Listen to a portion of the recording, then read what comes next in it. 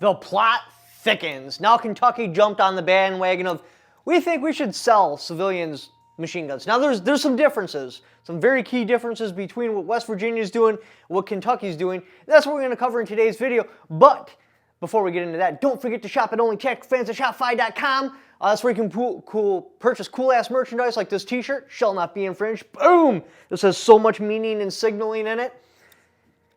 And I'm permanently demonetized from YouTube, so that's how I pay my bills. So it's very important to me that you go in there and shop. And if you have already, thank you. I do appreciate the support. But let's get on to the video. And you may be asking, didn't you just cover the West Virginia video yesterday? And weren't you wearing that exact same t-shirt? As a matter of fact, you are. But I'm filming these videos back to back. I just dropped that video. And then I heard about this one and I had to film it. I figured, why not film it now? This way, if I get called into the halfway house tomorrow, which is probably going to happen, I don't have to try to film it in the morning afterwards. So, let's get into it. What are we looking at here? So, the Kentucky bill is HB 749. Now, that compares to the SB 1071, but there is some major differences between these two. Let's talk about why they're going to do it, and then we'll get into the differences. One of the differences, West Virginia is facing collapse. They have population leaving. They're in a pickle. And you know what? You can't go blue because there's no way you can out-commie the commies in like Virginia, DC, New York. So your only choice is to go really far red and try to attract people. Kentucky has the opposite problem. They're actually growing. What they're trying to do here is accelerate growth. Now, the differences between the two. Let's take a comparison at the two differences of the bills because they're not the same thing. They do go for a similar goal, but they're going in different directions. All right, so Kentucky, or we'll do West Virginia first. West Virginia, they're looking more like civilian ownership. You could go to their state-run gun store and you could buy a machine gun, other than the fact that it's an NFA and there's a tax stamp on it, which means you never really own it. The government can come and get it whenever. I mean, that's a whole nother can of worms we're just not going to get into in this video. But the point is, like, you can get as close to owning a machine gun as you can get to owning a machine gun. Now, Kentucky is doing it slightly different. They're not, I don't know how to explain it any differently. This isn't what they're doing, but it's the best way to explain it so you can understand it. What they're doing is leasing the firearms to you. They're having the state police go procure firearms, and then the state police are leasing, again, for lack of a better term, leasing you the firearms. It's all, from what I understand, or what it's looking like, it's going to be like just a one-time, like you're buying the firearm, but they're still under the control of the police. And I'll explain to you why. All right. So in the definition of 922.0, it says something like this. Possession by or under the authority of the state. So what are we seeing here? West Virginia is saying by. So because of the word by, we are letting our civilians have those firearms. We are doing it so it's by the state that the civilians are going to be possessing the firearms. Now, Kentucky is going after the different angle, under. So under our authority, they possess these firearms. So we still own them, but we're allowing them to have them, use them, do what they want. Either way, I'm pretty sure, because as I was looking over these bills, both of them, they seem to be leaning that they're only going to sell to residents of the state. So you're not going to be able to buy machine guns unless you live in one of these two states, or a state you live in decides to go down the same route. Because it's usually like, for example, Kentucky the state police will buy these and then will sell them, but it's not selling them and it's not leasing them. It's something like a bastard child of that. So I'm just going to call it leasing them. We'll lease them to the civilians of Kentucky residents that pass our background check. Why now? I mean, these laws have been in effect since 1986. Why now? What's going on? What has changed that's different from 1986 and today?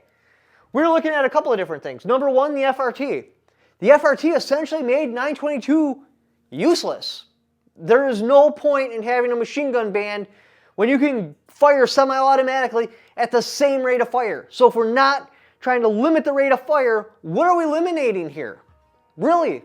What's going on? What's the point of banning machine guns when I can do everything a machine gun can do? Explain it to me. What is the point? The next one is Bruin. The big thing is, after Bruin dropped, that says we have to go back to the text, history, and tradition around the time of the founding of the Second Amendment. The Hughes Amendment happened in 1986, not 1791. That's a big difference in time. So these are the three reasons why. The third one is political migration. So before COVID, about 5% of Americans were self-employed or worked from home, right? After COVID, it exploded. It went up to around 25 to 30% of Americans now work from home or are self-employed. That's millions of Americans. Millions. After COVID, 30% of Americans, well, 25 to 30% of Americans realize that I'm not tied to my job. Or I should say, my job is not tied to where I live. I can do my job remotely or some sort of hybrid thereof pretty much anywhere. Why am I staying here if I don't like where here is? I can move. It used to be you move somewhere for a job. Now when you move, you're bringing the job with you. So where you move, the job comes with you. So let's pretend I move to... All right, so in this hypothetical scenario, I win my appeal. I get my firearms rights back. One of these two states are like, hey, we got this approved. It's going through. We're doing this. If you live here, you can buy our machine guns. And I'd be like, all right. So hypothetically, in this thing, I've won my appeal. I've sued. I've got millions of dollars. I got my channel remonetized. Everything's coming. I move there. Now I'm bringing with me entertainment company that's going to have to hire people for merch production, shipping, stuff like that. I'm going to create jobs by moving there. And like I said before, it used to be like there's a job that, we'll just say a paper mill.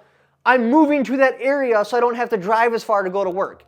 Because if I have to drive an hour to work, well, it's also an hour home. So I turn a 10-hour day into a 12-hour day and I'm not getting paid for 2 of the hours. So people would typically move by their jobs. That's not the case anymore. Now it's reversed. Bam! So now people are bringing jobs with them.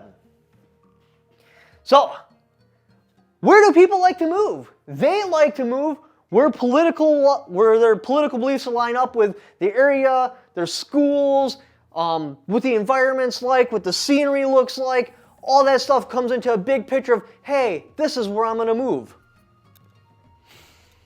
So what's going to happen next? Well, right now we have the Fourth Circuit involved, which is extremely anti-gun.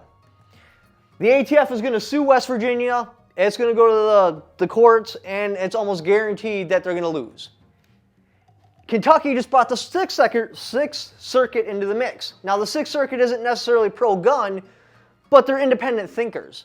This is a circuit that is willing to look at the Bruin decision, at the text of it, look at the text of 922.0 and be like, yeah, you guys are right. You guys are absolutely right. It says, under the authority of the state. So if your state police want to buy machine guns and grant the authority for civilians to use them, own them, or whatever, that's totally okay.